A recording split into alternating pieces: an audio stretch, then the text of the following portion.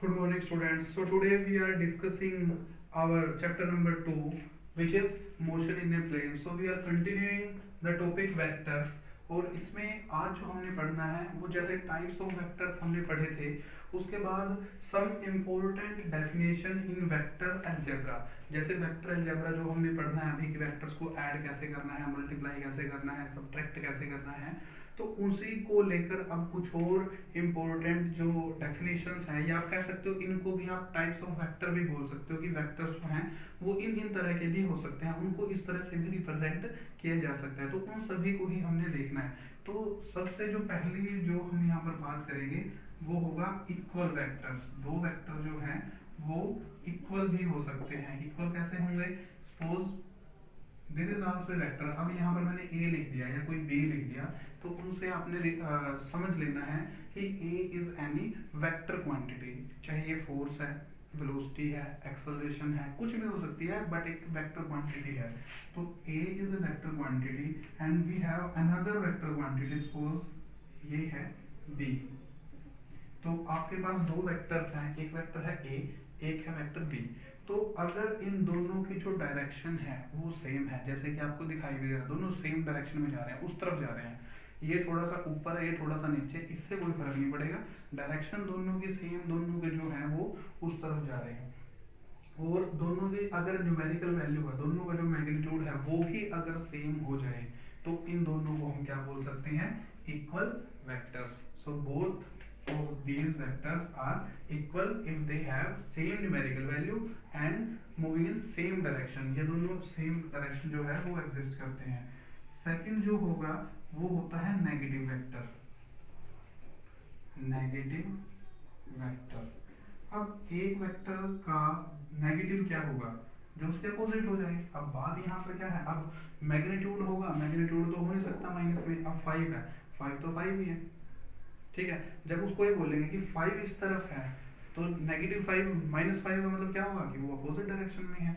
तो सिर्फ जो डायरेक्शन ही है जो एक जगह से जो चेंज हो सकती है। अब 5 तो एक न्यूमेरिकल वैल्यू है, 5 तो 5 ही रहेगा ना, उसमें तो कोई उसका तो मीनिंग चेंज होगा नहीं। तो यहाँ पर अगर मान लिया जाए इफ यू हैव, अगर हमारे पास कोई वेक्टर है ए, इस डायरेक्शन में है, और दूसरा वेक्टर है बी, और वो इसके अपोजिट डायरेक्शन में है, ठीक है, दोनों की न्यूमेरिकल वैल्यू तो सेम है, both of these have same numerical value, but दोनों क्या है? अपोजिट डायरेक्शन में है। तो हम बोलेंगे a is negative of b या b is negative of a। इनको इस तरह से लिखा जा सकता है।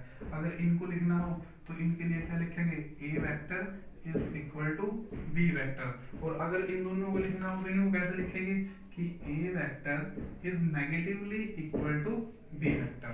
तो इस तरह से इनको भी लिखा जा सकता है, ठीक हो गया। उसके बाद जो थर्ड है, थर्ड में मैंने लिख दिया को इनिशियल वेक्टर। को इनिशियल वेक्टर्स, को इनिशियल वेक्टर्स। तो को इनिशियल वेक्टर्स का क्या मतलब हुआ? को का मतलब हो गया कि जो एक साथ, इनिशियल का मतलब स्टार्टिंग। अगर दो या दो से ज्यादा वेक्टर्स हैं और दोनों या सभी का जो इनिशियल पॉइंट है, जो स्टार्टिंग पॉइंट है, वो सेम है, एक ही जगह से स्टार्ट हो रहे हैं, तो उन वेक्टर्स को क्या बोला जाएगा कि वो कैसे हैं? को इनिशियल वेक्टर्स हैं। सपोज ये कोई पॉइंट है, इससे एक वेक्टर जो है वो इस तरफ जा रहा है, ये हो गया वेक्टर ए, दूसरा वेक्टर यहीं से स्टार्ट होता है और वो यहाँ पर जा रहा है, तो ये हो गया बी, तीसरा वेक्टर है ये यहाँ पर जा रहा है, ये हो गया वेक्टर सी। तो इस तरह से आप देख सकते हैं कि इन सभी का जो स्टार्टिंग पॉइंट है वो यहाँ से O से स्टार्ट होते हैं, सभी एक जगह से निकल के बाहर की तरफ जाते हैं, तो इन सभी को हम क्या बोलेंगे? को इनिशियल वेक्टर्स बोलेंगे। तो फ्यूचर में अगली क्लासेस में आपको बोला भी जाए कि हम को इनिशियल वेक्टर को ऐसे कर देंगे, तो आपने समझ जाना है कि को इनिशियल वेक्टर का मतलब क्या है कि सभी का जो स्टार्टिंग पॉइंट है वो सेम है, को इनिशियल वेक्टर्स, ठीक हो गया। उसके बाद है को लीनियर वेक्टर्स। को लीनियर वेक्टर। अब को लीनियर कौन से होंगे? को लीनियर, लीनियर मतलब लाइन, को मतलब एक जैसा, तो जो एक जैसी लाइन में एग्जिस्ट करते हैं, एक जैसी लाइन में दिखा सकते हैं, उनको एक जैसे लाइन में एक्ट कर रहे हैं, उनको हम क्या बोलेंगे, कोलिनियर वेक्टर्स। और कोलिनियर वेक्टर्स में पैरेलल और एंटी पैरेलल दोनों तरह के हो सकते हैं उसमें। तो जैसे वेक्टर ए ये हो गया, दूसरा हो गया वेक्टर बी। अब यहाँ पर देखो न्यूमेरिकल वैल्यू इक्वल नहीं है, इसकी लेंथ कम दिखाई है मींस इसकी वैल्यू कम है, इसकी लेंथ ज्यादा दिखाई है मींस इसकी वैल्यू ज्यादा है। यहाँ पर क्या था, दोनों की न्यूमेरिकल वैल्यू सेम होती थी, इसलिए इनको इक्वल वेक्टर बोला जाता था। लेकिन इनकी न्यूमेरिकल वैल्यू सेम नहीं है मींस इनको आप इक्वल वेक्टर्स तो बोल ही नहीं सकते।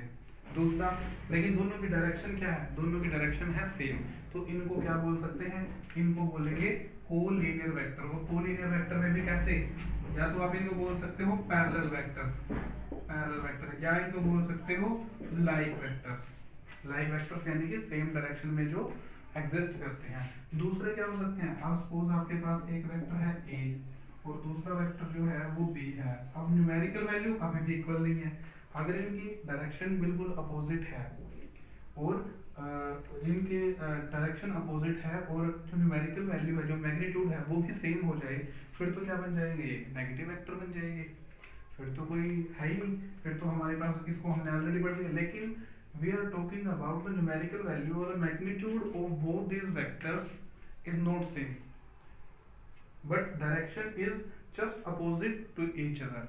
तो यहाँ पर ये दोनों एक दूसरे के क्या बन गए, पैरेलल की जगह तो क्या लिख सकते हो अब इनको, है ये भी कोई कोलिनियर वेक्टर्स ही, ये सभी हम बात कर रहे हैं जो ये कोलिनियर वेक्टर्स की ही कर रहे हैं, जो एक ही लाइन में, अब डायरेक्शन अलग अलग है लेकिन जो इनकी अलाइनमेंट है वो एक ही तरफ है। तो इनको हम बोल देंगे एंटी पैरेलल या अनलाइक वेक्टर्स, एंटी पैरेलल या अनलाइक वेक्टर्स इनको बोल दिया जाएगा।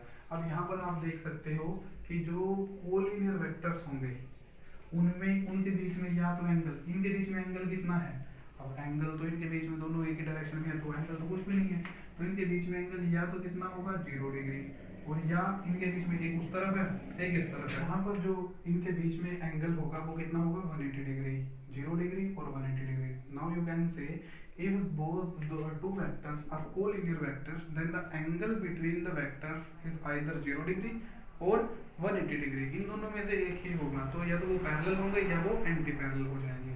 नेक्स्ट जो हमारे पास कैटेगरी है वेक्टर की वो बहुत इंपॉर्टेंट है, बहुत ज्यादा उसका यूज होने वाला है, और वो कौन सी है, यूनिट वेक्टर। यूनिट वेक्टर का मतलब क्या है, जैसे आपको यहाँ से भी नाम से ही पता है यूनिट, यूनिट का मतलब 1, तो जिसका मैग्नीट्यूड 1 होगा, जिसकी न्यूमेरिकल वैल्यू 1 होगी, कोई भी फोर्स एक्ट कर रहा है अगर वो 1 न्यूटन है तो ठीक है, तो यानी कि मैग्नीट्यूड तो होगा 1 but the vector have direction, वो कोई ना कोई डायरेक्शन जो है वो एग्जिबिट जरूर कर रहा है, वो उसमें जरूर है, तो उसको कैसा वेक्टर बोला जाएगा, यूनिट वेक्टर। यानी कि मैग्नीट्यूड हो जाएगा 1 और कुछ न कुछ जो डायरेक्शन है वो जरूर वो एग्जिस्ट कर रहा है। सपोज यहाँ पर एक वेक्टर मैंने दिखा दिया, ये है ए वेक्टर, ठीक है, ये तो हो गया वेक्टर ए। अगर इसका मैग्नीट्यूड की बात की जाए, मैग्नीट्यूड कितना, मैग्नीट्यूड को आप कैसे लिख सकते हो, मैग्नीट्यूड को लिख सकते हो आप इस तरह से, ये हो गया इसका मैग्नीट्यूड। तो अगर हम किसी वेक्टर को डिवाइड कर दें उसके मैग्नीट्यूड से तो क्या बचेगा, करके देखते हैं। सपोज ये तो हो गया हमारे पास वेक्टर ए डिवाइड बाय इसका मैग्नीट्यूड, ठीक है, तो ये तो जस्ट सिंपल है। तो यहाँ से अगर हम देखें डिवाइड करके ए वेक्टर का मतलब क्या है, ए का मैग्नीट्यूड भी है और ए की डायरेक्शन भी है, नीचे क्या है ए का मैग्नीट्यूड ओनली, तो यानी कि सिर्फ मैग्नीट्यूड है, तो मैग्नीट्यूड से मैग्नीट्यूड कैंसिल हो जाएगा, क्या बचेगा, सिर्फ एक डायरेक्शन ही बचेगी, ये दोनों तो कट के क्या बचेगा 1 और साथ में डायरेक्शन और बच जाएगी।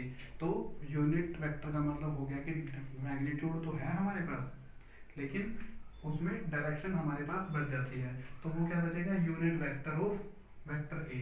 तो उसको हम कैसे लिख सकते हैं, उसको आप लिखोगे ए और उसके ऊपर डाल दोगे कैप, ये हो जाएगा यूनिट वेक्टर। तो A cap is the unit vector. अगर कभी भी आपने यूनिट वेक्टर लिखना है तो आप उसको इस तरह से वेक्टर से नहीं लिखोगे, यूनिट वेक्टर को लिखने का बिल्कुल अलग तरीका होता है। आप कोई भी वेक्टर लिखो उसको ऊपर कैप डाल दो, तो उसके ऊपर कैप डल गई है तो इसका मतलब है कि ये यूनिट वेक्टर है। यूनिट वेक्टर मींस कि इसका मैग्नीट्यूड कितना है, 1 है, और ये कुछ न कुछ डायरेक्शन जो है वो जरूर एग्जिबिट कर रहा है। फॉर एग्जांपल अगर मैंने आपको बता दिया कि हम 10 मीटर फोर्स 10 न्यूटन फोर्स लगा रहे हैं, ईस्ट की तरफ लगा रहे हैं, 10 Newton force is acting towards east, east direction में लगा रहे हैं, ठीक है। तो क्या बन गया, वेक्टर ही बन गया 10 न्यूटन फोर्स न्यूमेरिकल वैल्यू, और साथ में क्या मिल गई, डायरेक्शन ईस्ट की तरफ। तो हमारे पास हो गया, सपोज यहाँ पर जो फोर्स है 10 न्यूटन किस तरफ हो गया, ईस्ट की तरफ, ठीक है। और अगर इसका सिर्फ मैग्नीट्यूड देखें तो मैग्नीट्यूड कितना है, 10 न्यूटन ही तो है, सिर्फ न्यूमेरिकल वैल्यू, ठीक है। तो अगर वेक्टर को डिवाइड कर दिया जाए किससे, उसके मैग्नीट्यूड से, तो vector divide by its magnitude, vector divide by its magnitude, तो कितना है 10 न्यूटन ईस्ट की तरफ, वेक्टर तो ये है, वेक्टर तो कह रहा है कि ईस्ट डायरेक्शन में है, और डिवाइड में क्या आएगा 10 न्यूटन ओनली, तो 10 न्यूटन से 10 न्यूटन तो कैंसिल हो गए, सिर्फ क्या बच गया, ईस्ट बच गया। और इस क्वांटिटी को आप क्या लिख सकते हो कि एफ का यूनिट वेक्टर, तो ये तो क्या बन गया, एफ का यूनिट वेक्टर, और इसको क्या लिख दिया कि ये सिर्फ क्या बचा, ईस्ट डायरेक्शन, 1 लिख दो, और साथ में क्या बच गई, ईस्ट डायरेक्शन बच गई। तो ये आ गया हमारे पास यूनिट वेक्टर। तो इस तरह से हम यूनिट वेक्टर को रिप्रेजेंट करते हैं। तो ये बहुत जगह पर आपने यूज करना है, क्योंकि क्या होता है कि जब भी हम वेक्टर अलजेब्रा पढ़ेंगे तो कुछ क्वांटिटीज आपको मिलेंगी कि उसमें एक पर्टिकुलर डायरेक्शन दे रखी है, लेकिन कई बार क्या होगा कि एक पर्टिकुलर डायरेक्शन नहीं दी होती, तो वहां पर आपने डायरेक्शन अटैच करनी होती है। तो अगर आप उसमें कोई दूसरा वेक्टर मल्टीप्लाई कर दोगे तो उसका मैग्नीट्यूड चेंज हो जाएगा ना, क्योंकि इस वेक्टर का भी तो कुछ ना कुछ मैग्नीट्यूड होगा, उस क्वांटिटी का भी है, तो वो मैग्नीट्यूड चेंज हो जाता है। लेकिन अगर आप यूनिट वेक्टर मल्टीप्लाई कर दोगे किसी क्वांटिटी में जिसमें आपने डायरेक्शन देनी है, तो यूनिट वेक्टर मल्टीप्लाई करने से क्या होगा, यूनिट वेक्टर का तो मैग्नीट्यूड कितना है 1, तो 1 मल्टीप्लाई हो गया, कोई फर्क पड़ेगा नहीं, लेकिन डायरेक्शन जो है वो उसके साथ अटैच हो जाएगी। तो this is the benefit of unit vector. उसके बाद कुछ आपके पास ऑर्थोगोनल वेक्टर्स आपको पढ़ने को मिलेंगे, ये भी बहुत इंपॉर्टेंट है, ऑर्थोगोनल वेक्टर्स। ऑर्थोगोनल वेक्टर्स भी बहुत इंपॉर्टेंट होते हैं। आप इसको समझने के लिए आपको जस्ट सिंपली अपना जो कोऑर्डिनेट सिस्टम है वो बनाते हो, कोऑर्डिनेट सिस्टम मैंने बना दिया, ये हो गया X axis, Y axis, Z axis, ये हो गया कोई पॉइंट P, इसके कोऑर्डिनेट्स कितने मान लेते हैं x y z, ठीक है। यानी कि क्या है इसका मतलब क्या है कोऑर्डिनेट्स का, कि x एक्सिस की तरफ कितना डिस्टेंस है x, y एक्सिस की तरफ कितना डिस्टेंस है स्मॉल y, ये दे रखा है ना, x तो x एक्सिस की तरफ तो x, y की तरफ स्मॉल y, और z एक्सिस की तरफ डिस्टेंस कितना हो गया स्मॉल z, ठीक है। इस तरह से हम इसको रिप्रेजेंट कर सकते हैं। क्यों रिप्रेजेंट कर सकते हैं, क्योंकि हमें क्लियरली पता है कि x एक्सिस की तरफ हमने क्या दिखाया है, स्मॉल x डिस्टेंस है, y एक्सिस की तरफ स्मॉल y डिस्टेंस है। ये कोऑर्डिनेट्स आपने लगाए भी होंगे, जैसे आपने अभी तक जो 10th तक पढ़ा भी हुआ है, वो कोऑर्डिनेट्स में क्या लगाते हो कि मान लो कोई पॉइंट है क्या वो, और इसके जो कोऑर्डिनेट्स हैं x एक्सिस की तरफ कितना है 5, y एक्सिस की तरफ कितना है 3, और z की तरफ कितना है 2। तो इस तरह से आप कोई पॉइंट लगा देते हो अपने ग्राफ के ऊपर लगाते हैं, ठीक है। तो अगर आपको क्या वो सीधा सीधा यहाँ पर ना लिख करके आपको यहाँ पर दे दिया कि क्या वो एक कोऑर्डिनेट है, और क्या वो के जो कोऑर्डिनेट्स हैं वो कितने हैं 5 3 2, तो आप कैसे बताओगे कि 5 डिस्टेंस जो है वो x एक्सिस की तरफ है या y की तरफ है या z की तरफ है, नहीं पता चलेगा। तो x एक्सिस की तरफ कोई भी डिस्टेंस अगर हमने बताना है तो उसके लिए हम क्या करेंगे, एक पर्टिकुलर यूनिट वेक्टर उसके साथ अटैच कर देंगे। तो इस तरफ का कोई भी डिस्टेंस अगर बताया जाएगा तो उसके लिए एक आई कैप यूनिट वेक्टर हम इसके साथ अटैच करके रखेंगे, आई कैप, ठीक है। y एक्सिस की तरफ कोई भी डिस्टेंस बताया जाएगा तो उसके लिए हम डिस्टेंस कोई यूनिट वेक्टर लगा देंगे j कैप, z एक्सिस की तरफ अगर है तो उसमें लगाएंगे k कैप। इस तरफ हो गया आई कैप, यानी कि कोई भी डिस्टेंस अगर इस तरफ है तो उसके साथ आप आई कैप अगर लगा दोगे तो ये बिल्कुल क्लियर हो जाएगा कि वो डिस्टेंस x एक्सिस की डायरेक्शन में है। अगर उसके साथ जे कैप लगा हुआ है तो मीन्स आप वाई एक्सिस की तरफ की बात कर रहे हो, और अगर के कैप लगा हुआ है किसी क्वांटिटी के साथ, जैसे 2 के साथ हमें लगा दिया, तो 2 यूनिट डिस्टेंस है और किस तरफ है, जेड एक्सिस की तरफ है। तो अब आप इसको कैसे लिख सकते हो, अब आप इसको लिख सकते हो 5 आई कैप, 3 जे कैप और 2 की कैप। ठीक है, तो इस तरह से आप ये कोऑर्डिनेट्स अगर आपने लिख दिया तो यहाँ से आपको बिल्कुल क्लियर हो जाएगा कि 5i जो है वो किस तरफ है, 5 जो डिस्टेंस है वो किस तरफ है, एक्स एक्सिस की तरफ है। क्लियर हो गया, क्योंकि आई कैप लगा हुआ है। ठीक है, तो इस तरह से आपने ऑर्थोगोनल यूनिट वेक्टर्स को पढ़ लेना है। अगर मान लो ए आई लिखा हुआ है, ए वेक्टर का मोड यानी कि ए का तो मोड हो गया और उसके साथ क्या लगा दिया, अगर इसके साथ लगा हुआ है आई कैप, तो यानी कि ए जो ये मैग्नीट्यूड है ये किस डायरेक्शन में है, एक्स एक्सिस की तरफ है, क्योंकि आई कैप लगा हुआ है। अगर इसके साथ जे कैप लगा दिया जाए तो ये किस डायरेक्शन में बन जाएगा, फिर वाई एक्सिस की डायरेक्शन में बन जाएगा। तो ये कुछ वेक्टर्स हैं जो आपने पढ़ लेने हैं। इनमें से जो यूनिट वेक्टर है और ऑर्थोगोनल वेक्टर है, ये बहुत फ्रीक्वेंटली यूज करने हैं आपने आने वाले टॉपिक्स में, बहुत ज़्यादा यूज होना है। तो इनको अच्छे समझे, और जो ये है इनको भी अच्छे से आपने समझ लेना है। इसके बाद अगर आपकी कोई भी क्वेरीज रहती है तो वो आप पूछ सकते हैं। और इसके बाद जो टॉपिक्स रहेंगे हमारे वो है मल्टीप्लिकेशन ऑफ वेक्टर्स और एडिशन ऑफ वेक्टर्स, जो कि बहुत इंपॉर्टेंट टॉपिक है, वो एग्जाम में ज़्यादा मार्क्स में भी आ जाते हैं, तो वो हमने ध्यान से पढ़ने हैं। और उनको पढ़ने के लिए आपको पहले इनको समझना जरूरी है, तो इनको आप पहले समझेंगे, उसके बाद फिर हम वो आगे टॉपिक करते हैं।